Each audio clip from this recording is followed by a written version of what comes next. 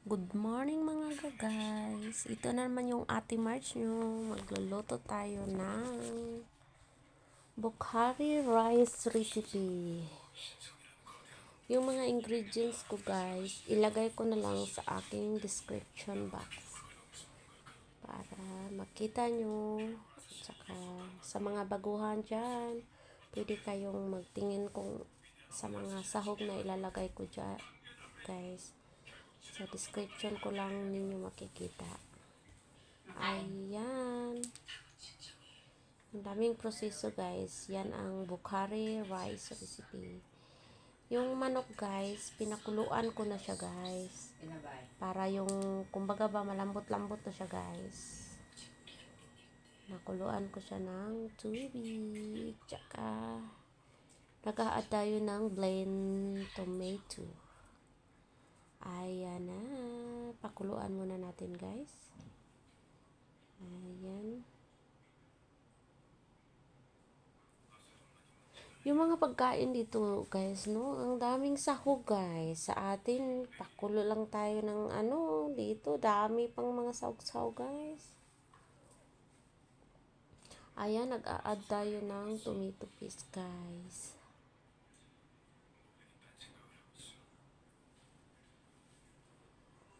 Ayan, ganyan lang guys. Yung pagluluto guys. Mahirap naman siya kasi ano naman siya guys. Yung, kumbaga, ang daming hassle ba? Ayan, nag-ano na yan. Dami yan guys. Ilagay ko lang yan sa aking description. Kung ano-ano ang mga sangkap na nilalagay dyan guys. Para yung mga baguhan, pwede na mag-ano. Makakita kung ano yung mga sahog na dapat ilagay guys. Kaya nag-aan na tayo ng tubig. Siyempre, yung asin. Hindi yun mawawala yung asin. At saka habang nagpakulo tayo sa kabila, tayo, ipirito natin kunti yung yung carrots at saka yung dry raisin. Ganyan ang Bukhari rice, guys. Ayan, nag-aan na tayo sa raisin, guys.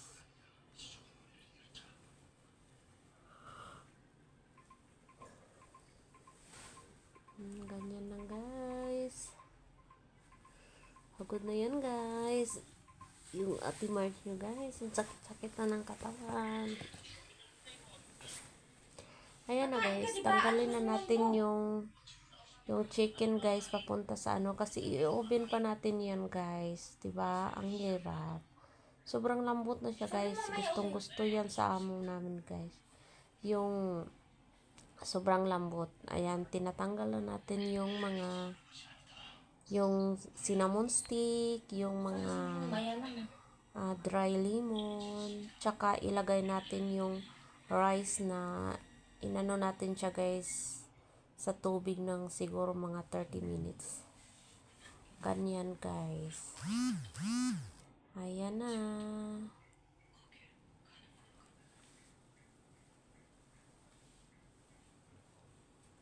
Ganyan lang siya guys. Pakuluan lang natin siya. At saka nag-ano tayo ng tomato paste kaya at saka yung oil at naglagay tayo ng kunting asin. At saka nilagyan ko yan ng mainit-init guys. Hindi ko na pinakita yung mainit na tubig guys kasi hindi ko na dinala yung ano guys, yung cellphone ko guys. Ayan. Inano na natin siya guys. Parang garlic guys. Ayan. Tsaka ilalagay na natin siya sa oven guys. Diba? Ang daming hassle. Kung alam nyo lang, pagod na pagod dito magluluto dito sa ibang bansa guys. Kasi daming proseso guys. Ayan, nilalagay na natin yung rice natin guys ha. Nilagay na natin yung carrots at saka yung raisin guys. Ayan. Dandahanin lang natin siya sa paghalo guys. Kasi ayaw nila yung napuputol yung rice. Kasi madaling maputol yung rice nila dito guys. Kasi mahahaba yung rice nila eh.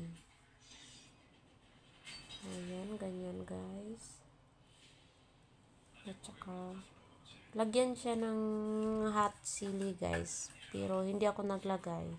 Kasi hindi naman sila mahilig. Kaya nilagyan ko na lang ng bell pepper guys. Ganyan.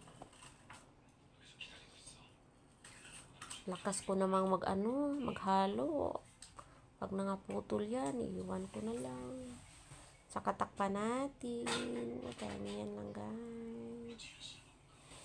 Ito na guys, luto na yung chicken nating yummy. Kanyan. Tapos ilagay natin natin sa ibabaw ng kanin. Kanyan ang ating bukhari rice recipe. Kanyan na guys. So, ayan, patapos na guys. Thank you for watching guys. Maraming salamat.